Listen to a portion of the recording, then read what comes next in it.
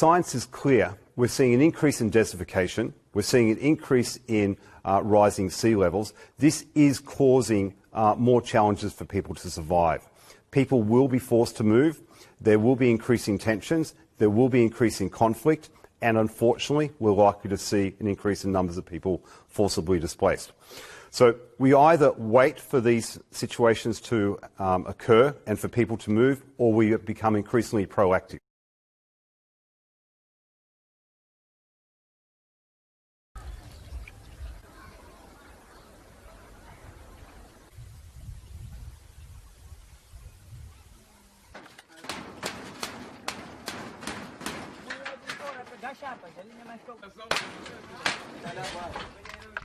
"84% of the world's refugees are located in developing countries, and these are the countries which are likely to be most impacted by the adverse impacts of climate change, whether it be desertification, extreme cyclonic events, increasing storms."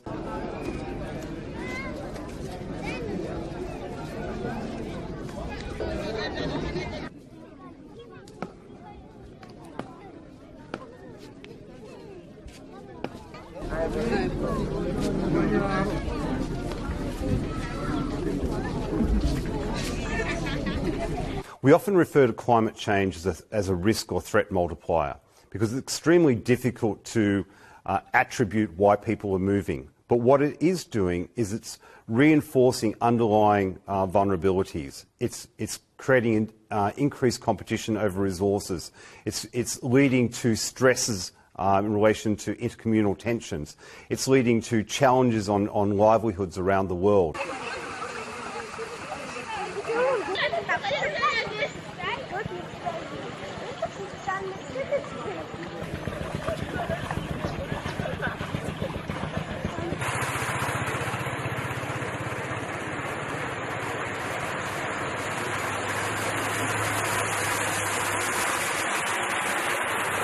While climate refugees does not exist under international law, it does capture the sense of urgency and vulnerability of populations and the need to act on those people, on behalf of those people who have been forced to flee.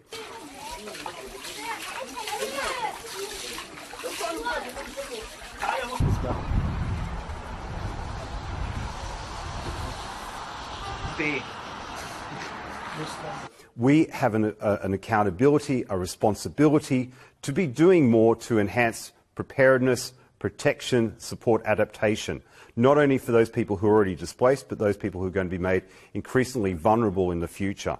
If we know the impact of climate change is real, and if we know that there's going to be tens of millions of people made more vulnerable, then we need to be stepping up our game.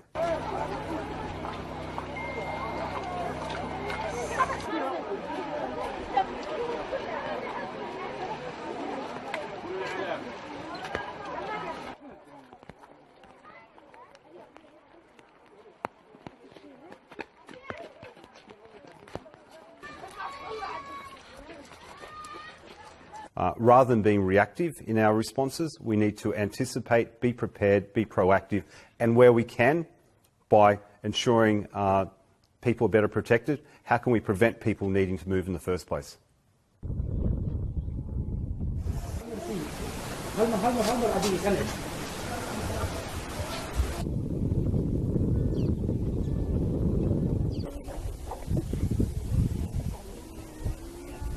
COVID-19 is adding an additional layer of vulnerability to displaced populations.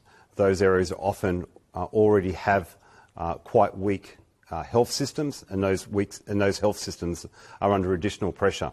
Likewise, refugees, host communities are often in very precarious situations as far as socioeconomic conditions. They often have weak social safety nets, income can be very sporadic.